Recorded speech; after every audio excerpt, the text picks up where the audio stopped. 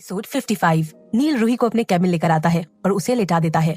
रूही मैं ठीक हूँ बोलकर उठने लगती है कि नील उस पे एक गहरी नजर डालता है तो रूही चुपचाप लेट जाती है और मुंह बनाकर हल्की आवाज में बोलती है, अकड़ू कहीं के। नील अपने ड्रॉर से कैंडी निकाल देता है और बोलता है, have it, you will feel better. और क्या खाना है तुम्हें?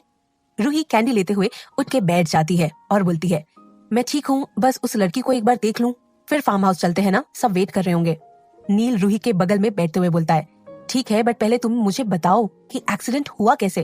और फिर उसे कुछ याद आते ही वो उठकर फर्स्ट एड बॉक्स लेकर आता है और रूही के चोट को ट्रीट करते हुए बिना रूही की ओर देख के बोलता है, tell me now everything, please tell me. Roohi cute सा फेस बनाती है और बोलती है, मैं अपनी इमरजेंसी ड्यूटी शिफ्ट खत्म करके निकली ही थी कि रास्ते में मेरी स्कूटी स्लिप हो गई और मैं गिर पड़ी। तभी तुम्हें वो होटल वाली लड़की याद है, बुरखा वाली? नील थोड़ा सोचने के बाद, वो न्यू होटल की ओपनिंग नाइट वाली? या आई रिमेम्बर। क्या हुआ? रूही कहती है, मैं जब गिरी तब सामने से वो बुरखा वाली लड़की दौड़ते हुए आ रही थी और एक कार ने उसे जोर की टक्कर मारी और वो गाड़ी वहां से निकली। Basically hit and run. मैं अपनी स्कूटी खड़ी कर उसे देखने गई तो उसके सिर में चोट लग गई थी। वो हल्के होश में थी और उसके मुंह से ब्लड निकल रहा था। मैंने उसे ऑटो में लेकर हॉस्पिटल ले आई और जल्दी जल्दी में मेरा फोन स्कूटी की डिक्की में ही रह गया, तो मैं तुम लोगों से कांटेक्ट भी नहीं कर पाई। ये सब इतनी सडनली हुआ कि मुझे समझ ही नहीं आ रहा था कि क्या करूं और क्या ना करूं। पहले इमरजेंसी ड्यूटी, फिर मेरा एक्सीडेंट और फिर वो बुरखा गर्ल का एक्सीडेंट, सब इतने जल्दी जल्दी हुआ और इस भागम भाग में थक भी गई और लंच भी नहीं किया था ना मैंने, तो वीकनेस और स्ट्रेस के कारण चक्कर आ गया, बस और कुछ नहीं। नील कहता है, आई कैन सी दैट बोलकर किसी को कॉल करता है।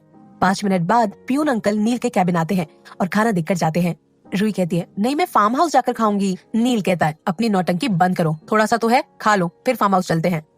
रूही बहुत ना नुकुर करती है, पर अगर हमारी रूही जिद्दी है तो हमारे नील भी कुछ कम नहीं, जबरदस्ती उसे खिला ही देता है। रूही एक बार उस बुरखा गर्ल को देखने जाती है, तभी डॉक्टर लतिका भी उसी रूम से निकल रही थी। रूही कहती है, आंटी अब वो कैसी है? डॉक्टर लतिका कहती है, बहुत ब्लड लॉस हो चुका है उसकी बॉडी में, और भी पुराने चोट हैं, उसके भी निशान हैं, कल सुबह ही कुछ पता चल पाएगा। नील कहता है, मॉम गार्ड्स लगा दीजिएगा यहाँ, आई थिंक जहां तक हम इस लड़की के बारे में जानते हैं इसके पीछे कुछ लोग पड़े हुए हैं। डॉक्टर लतिका कहती हैं, डोंट वरी बेटा, मैंने बात कर ली है, और तुम लोग भी फार्म हाउस जाओ, तुम लोगों का आई थिंक आज गेट टुगेदर भी है ना, और हाँ रूही का ख्याल भी तुम्हें ही रखना है, शी नीड्स यू। बोलकर रूही का सर सहलाकर, आराम करना, कुछ सोचना मत और इस लड़की की चिंता मत करो, कल सुबह देखने आ जाना। रूही रुकना चाहती थी बट लतिका के सामने और नील के गुस्से को देखकर रूही चुपचाप नील के साथ बाहर आ जाती है। रूही और नील कार में बैठ जाते हैं। वैसे ही नील एक नजर अपने फोन में डालता है तो कम से कम 200 मिस्ड कॉल थे, सब दोस्तों के। ये देखकर नील तुरंत अभी को कॉल घुमा देता है। इधर अब अभी से रहा नहीं गया तो वो बोलता है, मैं जा रहा हॉस्पिटल, अब सबके सब हम भी जाएंगे बोलने लगते हैं। तभी वहाँ कामिनी आती है और बोलती है, क्या हुआ गाइस, इतना शोर क्यों? अब सब कामिनी को घूरने लगते हैं। जिया और रिया को कामिनी का आना अच्छा नहीं लग रहा था, बट अब सब नील और रूही पर फोकस कर रहे थे। कामिनी को अनिक सब शॉट में बता देता है। तभी अभी के फोन में नील का नाम फ्लैश होता देखकर अभी सबको शांत रहने बोलता है। जब कोई चुप नहीं होता तो थोड़ी तेज आवाज में बोलता है, गाइस नील का कॉल आ रहा है, प्लीज शांत हो जाओ। अब सब शांत हो जाते हैं और अभी कॉल पिक करके स्पीकर पे फोन रखता है। नील कहता है, हेलो अभी, टेंशन ना लो, मैं और रूही बस 15 मिनट में पहुंच रहे फार्म हाउस। ये सुनकर सब अपना अपना भड़ास निकालने लग जाते हैं, पर नील फोन काट देता है और रूही और नील एक दूसरे को देखते हैं जैसे एक दूसरे से कह रहे हो, बुरे फंसे यार। नील और रूही स्कूटी से रूही का फोन ले लेते हैं और स्कूटी को पुलिस वाले से बात कर लेते हैं कि वो सेफ जगह रख ले, वो कल ले जाएंगे। पुलिस वाले नील के आईडी कार्ड को देखकर आराम से मान जाते हैं। रूही नील का फोन लेकर रौनक को कॉल करके सब बता देती है। ईवा और वंश को इन सब के बारे में कुछ नहीं पता था, वो दोनों चैन से सो रहे थे। इधर नील और रूही को सही सलामत देखकर चैन की सांस लेते हैं, लेकिन बनावटी गुस्सा दिखाते हैं और हजारों सवाल की झड़ी लगा देते हैं।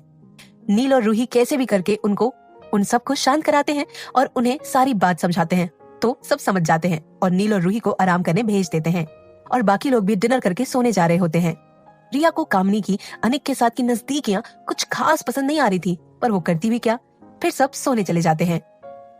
इधर रौनक को अजीब सी बेचैनी होने लगी थी। रात के 2 बज चुके थे, फिर भी ना नींद उसकी आंखों में आ रही थी और बेचैनी और घबराहट उसके मन से जा भी नहीं रही थी।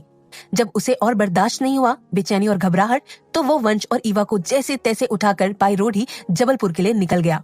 बेचारी ईवा और वंश उससे पूछते रह गए कि क्या हुआ, कुछ कहो तो, कल सुबह चलते हैं ना।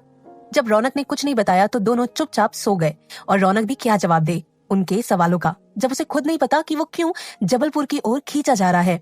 सुबह के 6 बजे वंश की आंख खुलती है तो जबलपुर पहुंचने में 3 घंटे बाकी थे। तो वो रौनक से बोलता है, ब्रो आर यू ओके ना, इतनी रात को निकल गए तुम लोग। रौनक कुछ नहीं बोलता तो वंश समझ जाता है कि रौनक अभी कुछ नहीं बताने वाला। फिर उससे बोलता है, अभी मैं ड्राइव कर लूंगा, तू थोड़ी देर सो जा। रौनक फिर कुछ नहीं बोलता, बस एक जगह कार रोककर वंश के साथ सीट एक्सचेंज कर लेता है और खुद का सिर टिकाकर आंख बंद कर लेता है। वंश एक नजर रौनक को देखता है, फिर अपना सिर झटक कर खुद गाड़ी ड्राइव करने लगता है। ईवा तो मस्त मगन बैक सीट में सो रही थी। इधर अनिक, वर्तिक और कामनी को फार्म हाउस में छोड़कर सब हॉस्पिटल चले जाते हैं। रूही डॉक्टर लतिका से बुरखा गर्ल के बारे में, उसकी कंडीशन के बारे में पूछती है तो वो बोलती है कि अभी कुछ नहीं बोला जा सकता। तभी रौनक लगभग भागते हुए इमरजेंसी वार्ड की ओर आता है। उसके पीछे वंश और ईवा भी भागते हुए आते हैं। रौनक की आंखें लाल थी और बाल बिखरे। रूही उन तीनों को देखकर चौंक जाती है और बोलती है, तुम सब तो आज शाम तक आने वाले थे ना। इससे पहले कि कोई कुछ बोल पाता, रौनक इमरजेंसी वार्ड के बाहर खड़े होकर ग्लास विंडो से देखते हुए बोलता है, रितिका। अब रूही, ईवा, वंश चौंक कर रौनक को देखने लगते हैं। आगे क्या होता है जानने के लिए सुनते रहिए पॉकेट एफएम।